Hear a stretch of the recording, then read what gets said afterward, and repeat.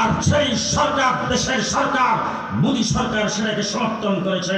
পরিষ্কার ভাষায় বলতে চাই, যদি ভারত সেই নবীকে যারা কটূক্তি করেছেন তার বিচার যদি না করে, তাকে গ্রেপ্তার করে যদি দৃষ্টান্তমূলক শাস্তির ব্যবস্থা না করে, বাংলাদেশের অন্তর্বর্তীকালীন সরকারকে বলবো, নবী প্রেমিকদের সরকার হিসাবে ভারতের রাষ্ট্রদূতকে বাংলাদেশ থেকে বিদায় করে দিতে হবে।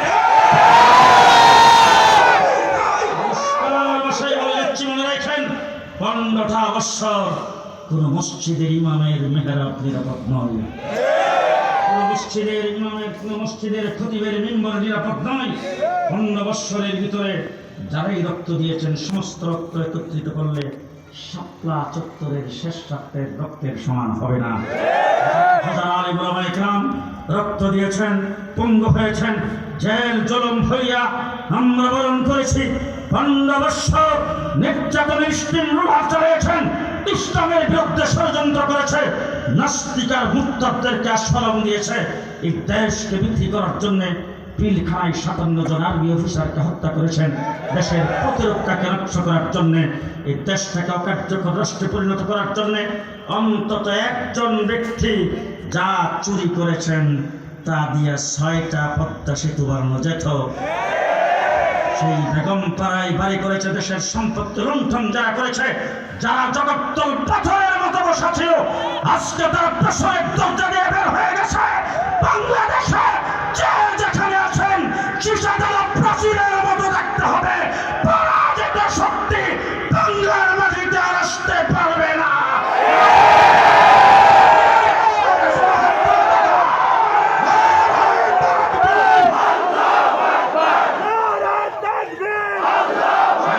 আপনাদের সামনে যতদিন বাংলাদেশে বেঁচে থাকবো, ইসলাম নিয়ে মুসলমান হয়ে বেঁচে থাকতে চাই।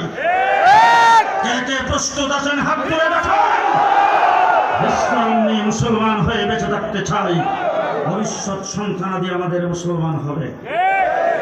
হুজুর ফরজ জানলে না না জানলে, তায়াম্মুমের ফরজ জানলে না না জানলে, নামাজ জানলে না না। সরকারের কাছে দাবি জানিয়েছি, অতীতের শিক্ষা কারিকুলাম বাতিল ঘোষণা করে ইসলামের সাথে সাংঘর্ষিক সবগুলোকে বাতিল করে ইসলাম সম্মত শিক্ষা ব্যবস্থা চালু করতে হবে। আলেম ওলামায়ে কেরামের সমন্বয়ে কমিশন গঠন করতে হবে। সেই কমিশন গঠন না করে যদি নাস্তিকার মুরতাদদের দ্বারা গত সরকারের মতো আবার কমিশন গঠন করে ইসলাম বিরোধী শিক্ষানীতি বাংলাদেশে যদি চালু করতে চায়, বঙ্গোপসাগরে ডুবাইয়া দেওয়া হবে। نصر من الله فتح قريب